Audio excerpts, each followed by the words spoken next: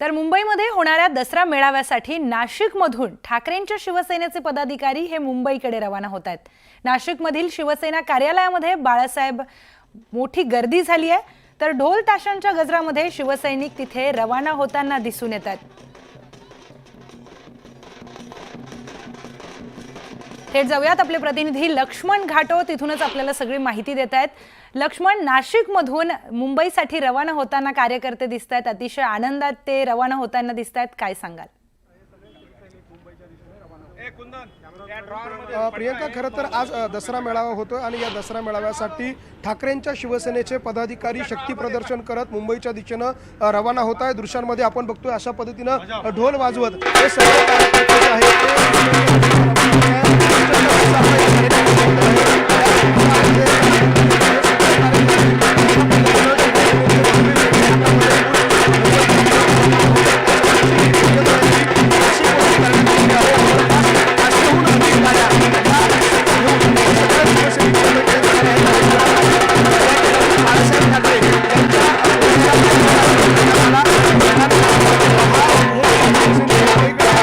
आपण बाळासाहेब ठाकरेंच्या प्रतिमेचं पूजन केलं आणि त्यानंतर मुंबईकडे जात आहे। किती कार्यकर्ते नाशिकहून मुंबईला जाणार आहे, कसं नियोजन करण्यात आलं?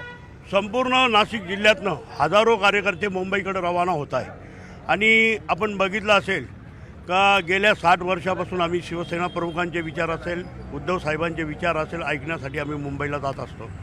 म्हणजे ज्यावेळेस आमची ऐपत नव्हती त्यावेळेस तर आम्ही अक्षरशः भाजीपाल्याच्या ट्रकमध्ये बसून जायचो किंवा रेल्वेमध्ये फुकट जायचो त्यावेळेस, आणि अशा पद्धतीने शिवसेना प्रमुखांचे विचार ऐकण्यासाठी आम्ही शिवाजी पार्कला जायचो आणि त्यावेळेस संपूर्ण देशाचं लक्ष लागलेलं राहायचं का बाळासाहेब ह्या देशाला काय नवी दिशा देता, काय नवीन मंत्र देता। त्यांच्याच पावलावर पाऊल ठेवून आमचे पक्षप्रमुख उद्धव साहेब ठाकरे हे सुद्धा दसरा मेळावा त्यांच्या उपस्थितीत होत राहतो। आपण बघितलं असेल का शिवसेना ही खरी शिवसेना आमची आहे, एक नेता एक व्यासपीठ, आणि त्या व्यासपीठावरून संपूर्ण आपण बघितलं असेल महाराष्ट्रामध्ये पूर परिस्थिती असेल, कामगार वैतागलेला आहे, कष्टकरी वैतागलेला आहे, शेतकरी वैतागलेला आहे, हे सगळे विषय घेऊन उद्धव ठाकरे महाराष्ट्रापुढे आल्याशिवाय राहणार नाही। खरं तर या दसरा मेळाव्याकडे लक्ष यासाठी लागलंय की दोनही ठाकरे बंधू दसरा मेळाव्याच्या निमित्तानं आज व्यासपीठावर एकत्र दिसावे अशी सामान्य शिवसैनिकांची, मनसैनिकांची धारणा आणि भावना आहे का? खरं तर तीच भावना आमच्या सर्व शिवसैनिकांमध्ये आहे, परंतु राजसाहेब ठाकरे, आदरणीय पक्षप्रमुख उद्धवजी ठाकरे साहेब यांचा तो निर्णय असतो, पण ती सद्भावना संपूर्ण महाराष्ट्राच्या जनतेत आहे आणि ते येणाऱ्या काळात होऊ शकतं किंवा काही होऊ शकतं। त्याच्यामुळे आज ते आम्ही तो अधिकार आमचा नाही। आजच्या दसरा मेळाव्यातून काय अपेक्षित आहे? काय नाही की ज्या पद्धतीने विदर्भ मराठवाड्यामध्ये शेतकऱ्यांचं अतोनात नुकसान झालं आहे, संसार वाहून गेले, घरं पडली, जनावरं गेली, विद्यार्थ्यांचे पुस्तकं, दप्तर, म्हणजे अन्न धान्य सर्व गेलेलं आहे।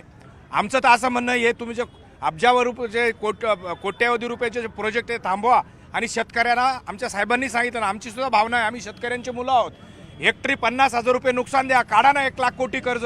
काल आमचे ओमराजे निंबाळकर आपल्या जे का चॅनलच्या माध्यमातून सांगायचे, एवढं 9.5 लाख कोटी कर्ज आलं, या देशाचा राज्याचा पोशिंदा शेतकरी, त्यासाठी काढा कर्ज।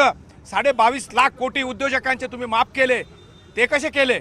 मुठभर उद्योजकांसाठी हे सरकार काम करतंय, वाटोळं झालं या महाराष्ट्राचं। या आणखी काही पदाधिकारी आहे, आज मुंबईत दसरा मेळावा होत आहे। उद्धव ठाकरेंच्या भाषणातून आपल्याला काय अपेक्षा आहे, काय संदेश मिळण्याची प्रेरणा घेऊन आपण जात आहे? खरं तर संपूर्ण महाराष्ट्र नव्हे तर संपूर्ण भारत देशामध्ये उद्धव साहेबांचे विचार ऐकण्यासाठी उत्सुक आहे आणि शिवसैनिक एक आनंदमय, चैतन्यमय वातावरणात जात आहे। परंतु महाराष्ट्रामध्ये जो दुष्काळ, ओला दुष्काळ जाहीर करावा सरकारने करायला पाहिजे।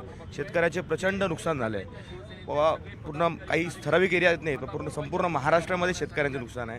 तर या सरकारने ओला दुष्काळ जाहीर करावा, हेक्टरी 50,000 रुपये जाहीर करावे, यासाठी आज खरं तर ही दसरा मेळाव्याचं जो आहे शिवतीर्थावर, हे खरं तर शेतकऱ्यांच्या बाजूने साहेब बोलतील।